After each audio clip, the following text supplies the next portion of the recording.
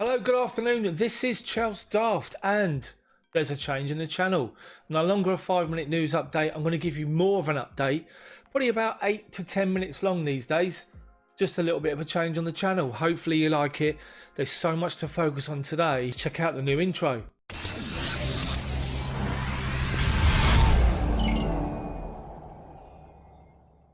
So guys, as I said, there is so much to feature on today's news update for you all. Again, bear with me, it's different, it's going to change and evolve hopefully, but hopefully you guys like it. It's all Chelsea, and that's the main thing. That's what we want to see on this Good Friday, sunshine. I know the situation is not ideal, and obviously we feel for everybody that's being affected. We're just trying to make the most out of it that we can. And obviously the NHS are doing a fantastic job. Just got to put that on record first. So, news. This news appeared yesterday on Twitter last night, and it's important.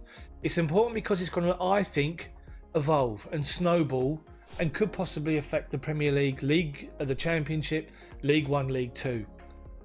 No football in Scotland until at least June the 10th, and that was the Scottish FA announcing that based on government and medical advice, it's unanimously agreed to extend the suspension of all levels of the game from professional to recreational until the 10th of June. But there's more. What they've also said about the 10th of June. So if these clubs come back and they play, or they get back involved on the 10th of June, everybody converges again and gets ready to start the football. FA medical advice in Scotland has said this, that players to play competitive matches won't be able to do it for 6 weeks after that period because they're going to need to have like a pre-season all over again. So you think, come back June the 10th, 6 weeks, you're looking at the middle of July as the earliest that you can then play games. So how many games are you going to be able to play, and how many weeks are you going to be able to play? 3 games a week? You're looking at least another 6 weeks from there, which could potentially take you to the end of August. There was an update from the FA, and the FA Council ratified the decision to end the season tiers 7 to 11 in men's football and tiers 3 to 7 in women's football. So that's it, the season's done. At the moment, the Premier League, the Championship, League 1, League 2, National League, North and South are still planning on coming back, but there was more on this regarding the National League South and North. This tweet from the BBC, the National League Board to ask clubs in its 3 divisions to vote on whether to end the season without any further games being played. So it will then finish and positions will be awarded as they are now. This sort of thing and everything that's happening about this could have a knock-on effect in the Premier League, Championship, League 1, League 2. They could follow suit. To the EFL, the Championship, League 1, League 2. The EFL said this last night on this tweet from Sky Sports News. It's going to need 56 days to complete the season this season, and it's more than likely to be done behind closed doors. No supporters, just to get games done, but it's going to take 56 days. That's nearly 2 months to complete. How's that going to be possible? And then the Independent tweeted this afterwards saying the EFL has advised its clubs to send their players on holiday because they're not going to have any time in August, July and August. This is a serious effect, and this could really have a knock-on effect, and we could see the season done away with and finished. They're telling players to go on their summer holidays now to get those done, those 6 weeks, 7 weeks, whatever, to get them done and dusted so they can then come back, finish the season in the 56 days or so, have maybe a week or two's break, and then go bang into the brand new season. It's not going to happen. I can't see it happening. I think it's going to be a real problem, and you can have untold injuries. What do you guys think realistically? Do you think football will return? Premier League football will return, and the EFL, Championship, League 1, League 2. Do you think that's all going to come back in England? The longer this goes on, I can't see it happening.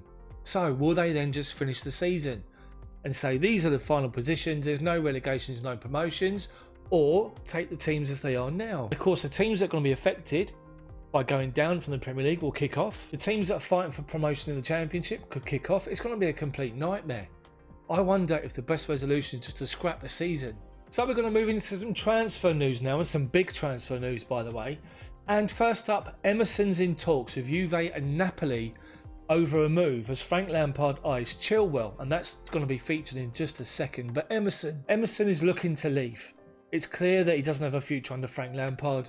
He's hardly featured at all this season. For Sarri, he featured heavily. Alonso was the man that suffered. Emerson was playing. We all know Emerson can cross the ball. He's okay going forward. He's all right defending. But Marcos Alonso, in my opinion, gives us more as a wing back. That's why I think Alonso is favoured over Emerson, and Emerson will go, and there's talks of 25 million.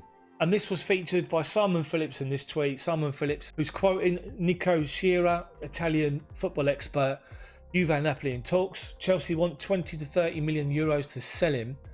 Just confirmation that Lampard wants Chilwell or Telles. That's the two he wants. We're seeing other people being linked, such as Ashraf Hakimi. We're seeing Nicolas Tagliafico. We're seeing the guy from PSG yesterday. We're seeing all sorts of names, but it looks as though Lampard has got his two. One of two, Chilwell or Telles.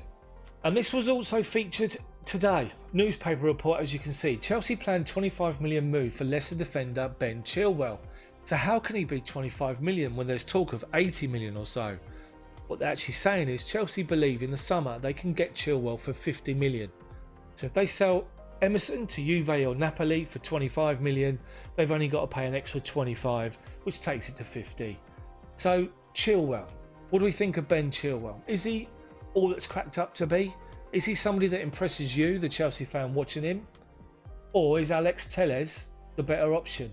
Now we know that there's two that Lampard wants, not the others, one of two. Chilwell or Telles? Let me know what you think in the comment section below. We're going to move forward. So to the guy the speculation has focused around in the last week, and that's Philippe Coutinho. And yes, we have to feature him again. I actually did a video yesterday that didn't feature him for the first time this week, but it's come back again and we have to talk about Coutinho. Coutinho's agent gives Chelsea hope of a Premier League return. Now, I'm sure that if Coutinho is going to come back, there's going to be a stipulation in his contract that Liverpool got first refusal. Like Fabregas had with Arsenal, Arsenal chose not to take up that option. Chelsea signed him, thank God. Philippe Coutinho. Would the same thing be with Liverpool? Will they put that clause in his contract? I think they probably will. Will they take up the option? Coutinho's agent Kia Joorabchian has been talking, and he's quoted as saying this: I don't have any preference where the players go. I don't try to push someone to one club or the other. Everything's a possibility. After the Champions League game he played in England, and we had a long chat about it. The Premier League is something that he's always enjoyed playing in and loved playing in, and would probably love to come back and play in. The question is, what's going to be the financial conditions of all the clubs, including Barcelona and all the Premier League clubs, at the end of the pandemic? And that's a fair point. Are people going to be able to afford Coutinho? Will Barcelona have to lower the fee to try and offload him if that's what they want to do? I think we can all agree that Coutinho would benefit our team. He can open the door, he's creative, he's that someone that can give us a spark. Yes, we've got others that can do it, but for someone that's consistent, that can consistently do it, and he's proven that he's done it at Liverpool, I think he will be a welcome addition to Chelsea. Now, there was talk this week that we can get him on loan for a season and then take up the option to sign him for 50 million at the end of the season after next. I wonder, this pandemic and the global financial situation, I wonder if we could actually get him for 50 million this summer. What do you guys think of Coutinho? Let me know in the comment section below. So to this report that appeared this morning, Chelsea ready to sell Real Madrid and PSG target N'Golo Kante on one condition, and the condition reported is that they get the right money for him. Again, think of the global pandemic, think of the financial situations. But this is concerning. Why would you want to sell N'Golo Kante unless you've discovered there's a problem and he's now injury prone? He's had an injury ravaged season this season for the first time. But let's face it, he's been non-stop for 4 years. He's been outstanding. At some point he's going to break down. We just hope that he can get back to being that player that the world fell in love with, and the player that just marshals that midfield in front of the back four. Why would Chelsea want to sell him? Strange. We see beginning of the season, Conte had come out and said that he wanted a new challenge, reportedly told Chelsea, and that Real Madrid was his preferred destination. There's other reports in the media saying that if he becomes available, Zinedine Zidane would jump at the opportunity to try and sign him. And that's before all this tapping up is due to start, if these reports are true. N'Golo Kante. Can Chelsea live without him? We've done it before when we didn't have him. We can do it after. But to have the world's best defensive midfielder in your ranks to build your midfield around, next to the likes of Kovacic and Loftus-Cheek, can only be a bonus for our football club. Why on earth would you be interested in selling him if he doesn't want to go? If he wants to go, fair enough, then he goes. If he doesn't, why would you sell him? Because he's injury prone, maybe. But it's disturbing. What do you guys think of Kante? Do you think he'd get back to being the person that he was before? Let me know in the comment section below. Finally, guys, one more thing I just want to feature, and there's an image going around social media of our kit, of our potential third kit next season. And to say we look like Crystal Palace is a complete understatement. Here's a photo. This guy's taking a picture of himself wearing it. Have a look at this. You'll note it's got the new sponsor 3 on there. It's got the badge. It's also got the Hyundai logo on the sleeve. I mean, what do you guys think of that? Would you go out and buy that? So guys, that's it from me. This brand new version of the news updates that I'm going to give you on a daily basis. Now, I'm unsure of what time to do it. If I do it out at midday in the mornings, or do I do it in the evenings? I'm going to put this one out today at 6 PM tonight, just to see if you guys like it, and hopefully if you do, then we can work on that, and we can work on it becoming a regular time slot. Let me know what you think about the new version. Let me know about what you think about the Barnet. Wife cut it today. It's not too bad for a first attempt. Not bad at all. Thank you so much for your support. Like the video for me if as many of you can do that. It helps broaden the horizon of my channel and puts it out there to more and more people. And hopefully more people will subscribe by hitting that subscribe button, and then hit that bell for notifications to make sure you never miss one of my videos that come out like this. Hopefully you've enjoyed it. Hopefully I've not bored you to death. I'm just a normal bloke trying to build up my YouTube channel. Thank you so much to all my 4,800 or so subscribers so far. I'm trying to get to 5,000 subscribers by the end of this month. That'd be amazing. Thanks all for watching. Let me know all your comments. See you all tomorrow.